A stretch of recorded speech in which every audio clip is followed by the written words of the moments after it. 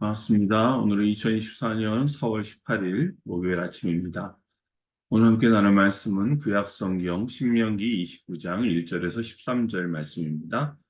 세번역 성경으로 큰 성경은 구약 350면에서 351면, 작은 성경은 구약 280면에서 281면에 있습니다. 신명기 29장 1절부터 13절 말씀입니다.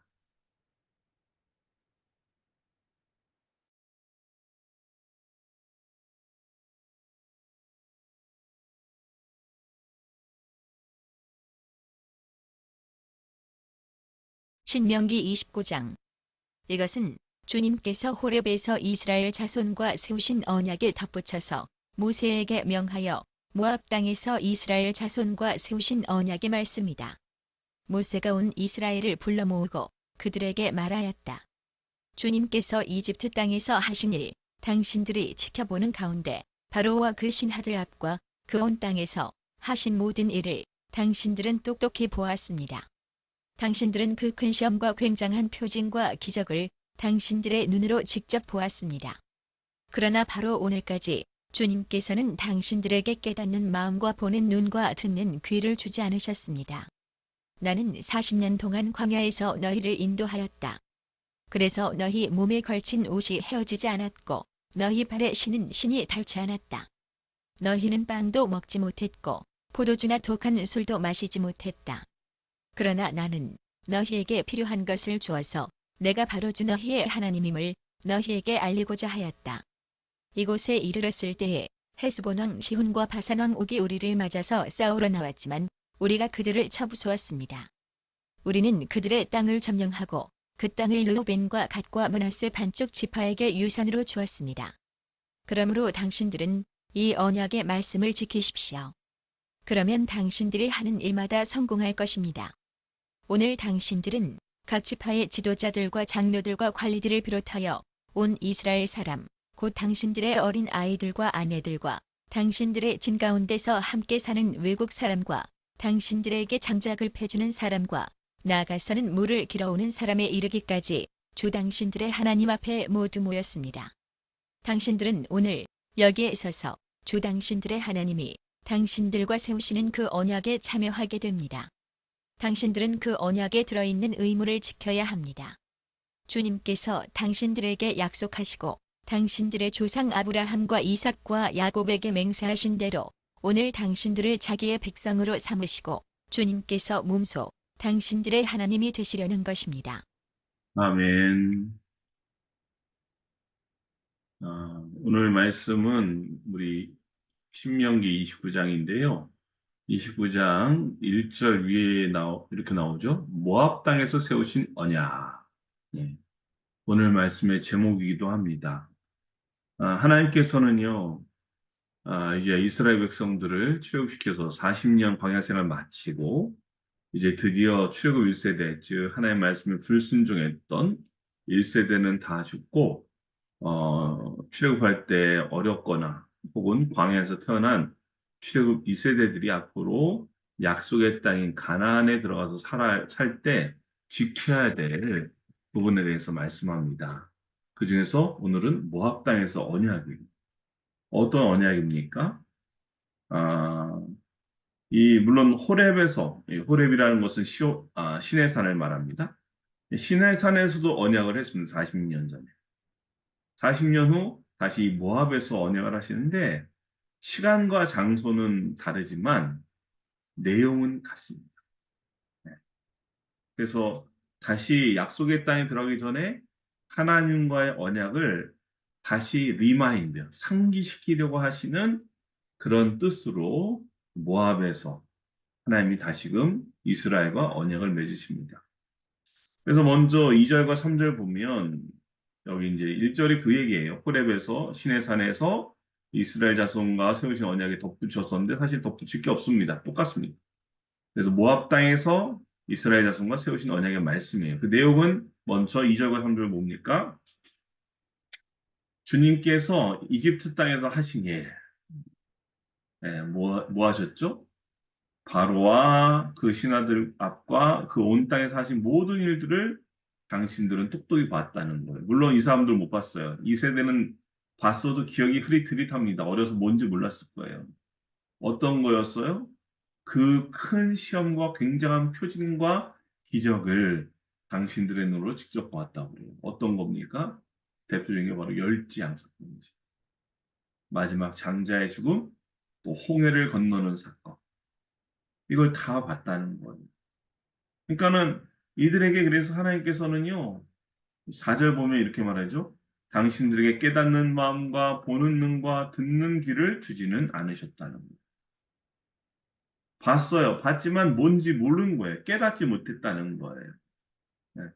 엄청난 여기 2절 말씀처럼 3절 말씀처럼 큰 시험과 굉장한 표징과 기적을 주셨지만 이걸 보고 깨닫는 마음과 보는 눈과 듣는 귀는 주지 않았다는 거예요. 예.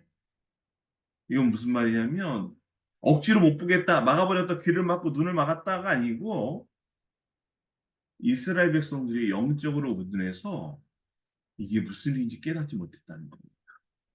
이 말은 다시 말하면 하나님이 어떤 분인지에 대해서도 깨닫지 못했다는 거예요. 여러분, 저와 여러분도 이것저것 크고 작은 하나님의 은혜를 경험했습니다. 그렇죠? 물론 뭐 열재앙과 홍해를 건너는 사건 이런 거는 아니었지만 그래도 우리 나름대로 하나님께서 우리에게 큰 시험과 굉장한 표징과 기적을 경험케 하셨어요. 근데 그것을 우리가 보고 그러니까는 깨닫는 마음과 보는 눈과 듣는 귀를 받아서 그 주신 은혜를 하나님께 감사하며 그래서 또 하나님이 어떤 분인지 하나님의 일하심에 대해서 하나님에 대해서 온전히 깨달을 수 있는 저와 여러분 되었으면 좋겠습니다. 아멘. 이어서 모세는요 40년 동안 광야 생활에 대한 이야기를 합니다. 그때 어떻다고 말해요? 이 40년 광야 생활을 이렇게 얘기해요. 5절이죠. 나는 40년 동안 광야에서 너희를 인도하였다. 그래서 너희 몸에 걸친 옷이 헤어지지 않았고 너희 발에 신은 신이 닳지 않았다. 할렐루야. 이 말은 옷과 신발이 40년 전이나 40년 후인 지금이나 똑같다. 하나도 헤어지지도 않고 닳지 않았다라는 의미가 아니라 늘 헤어지며 공급하셨다. 새로운 것을 가질 수 있도록 하셨다는 겁니다. 그뿐만 아니죠. 6절 보니까 너희는 빵도 먹지 못하였고 포도주나 독한 술도 마시지 못했다. 왜? 광야는 이게 없거든요. 원래는 그렇다는 거예요. 원래 너네 광야에 살았으면 빵도 못 먹고 마시지도 못해서 어떻게 해요? 굶주려 죽었을 것이다. 근데 그게 아니죠. 그러나 나는, 즉 하나님, 주님은 너희에게 필요한 것을 주어서 내가 바로 주 너희의 하나님을 너에게 알리고자 하였다. 하신다는 거예요. 원래는 굶어 죽을 운명이었는데 하나님께서 이들을 그러지 않도록 빵도 주시고 마실 것도 주셨다는 거예요. 네. 그러니까는 먹을 양식과 마실 물이 없어서 굶주려 죽을 수밖에 없었던 이스라엘을 어떻게 해요? 주님께서 내려주시는 만나로 또 바위에서 낸 물로 먹고 마시며 생존하게 하셨다는 거예요. 이거 뭡니까? 하나님의 돌보심이죠. 하나님은 왜 이렇게 먹고 마실 것이 없는 광야로 이들을 인도하셨을까요? 바로 하나님이 책임지신다는 것을 알게 하기 위해서입니다.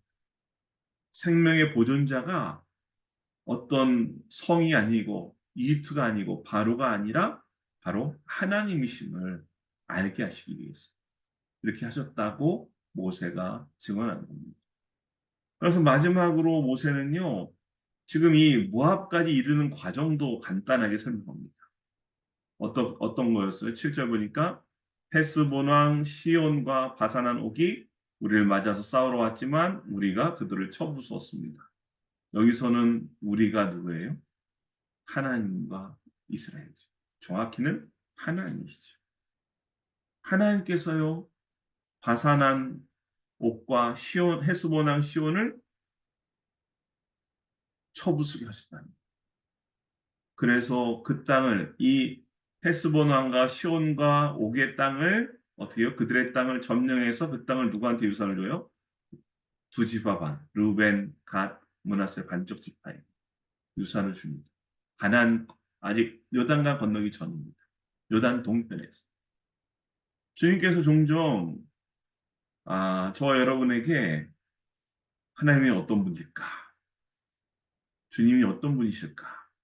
이걸 깨닫게 하도록 우리도 이스라엘처럼 먹을 것도 마실 것도 없는 광야로 인도하실 때가 있어요.